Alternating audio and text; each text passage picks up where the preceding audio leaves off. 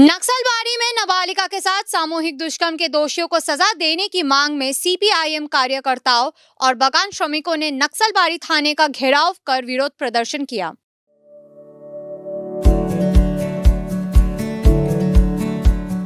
Pampered, not just a hospital, but a mother. ज्ञात हो कि 20 अप्रैल की रात को नक्सलबारी के किरण चंद्र चाय बागान में एक नाबालिगा के साथ सामूहिक दुष्कर्म किया गया था।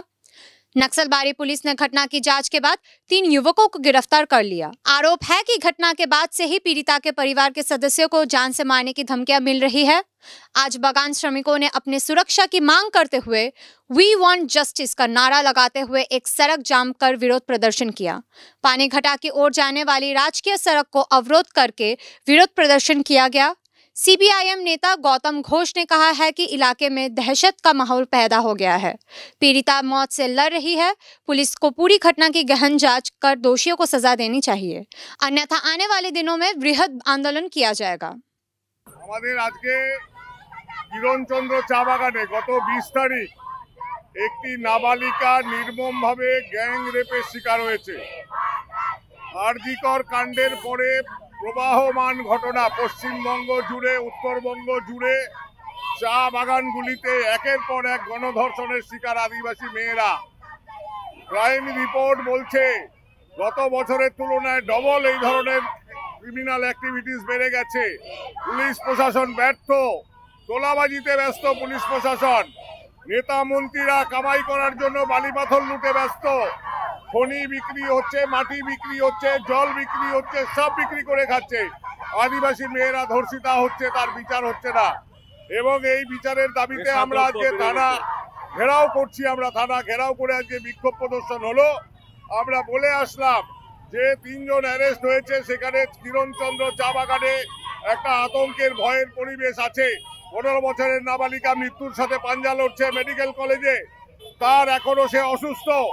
এতটা বাজেভাবে ধর্ষণের শিকার সে, এবং এই ঘটনার পূর্ণাঙ্গ তদন্ত করে দোষীদের চরম সাজা দেওয়ার জন্য আমরা আবেদন জানিয়েছি। এবং এই সাজা দেওয়াতে কোনো রকম যদি গাফিলতি হয়, এই প্রশাসনের বিরুদ্ধে অল আউট আমরা সমস্ত চা বাগান স্তব্ধ করে দিব। আমরা দার্জিলিং ডিস্ট্রিক্ট চিয়াকামান মজদুর ইউনিয়ন এবং মহিলা সমাজগতভাবে নাগরিক সমাজ হিসাবে কিরণচন্দ্র বাগানের নাগরিকরা একসাথে আমরা আজকে গিয়েছিলাম, আমাদের বক্তব্য সেখানে রেখেছি। যদি এর সুবিচার না হয়, দোষীরা চরম সাজা না পায়, বড় থেকে বড় আন্দোলন আমাদের সংগঠিত হবে। আমরা একসাথে যৌথভাবে আমাদের এই লড়াই আন্দোলন আমাদের চলবে যতক্ষণ পর্যন্ত সুবিচার হয়। মাদক দ্রব্যের ছড়াছড়ি নকশালবাড়ি এলাকায় চা বাগানগুলিতে পুলিশ প্রশাসন নীরব ভূমিকা পালন করে। যুব সমাজ ধ্বংসের মুখে চলে যাচ্ছে, এতে কোনো হেলদোল প্রশাসনের নেই। পুলিশ প্রশাসন তোলাবাজিতে ব্যস্ত, নেতা মন্ত্রীরা তোলাবাজিতে ব্যস্ত, চাকরি চুরিতে ব্যস্ত। প্রশাসন ভেঙে পড়েছে এই সময়কালে।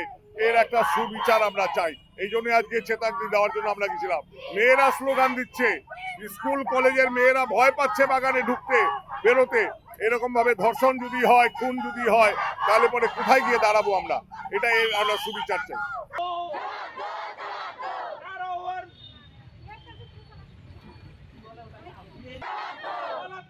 घटना बढ़ रहा है, क्यों पुलिस तुम जवाब दो, जल्द से जल्द चार्जशीट दे।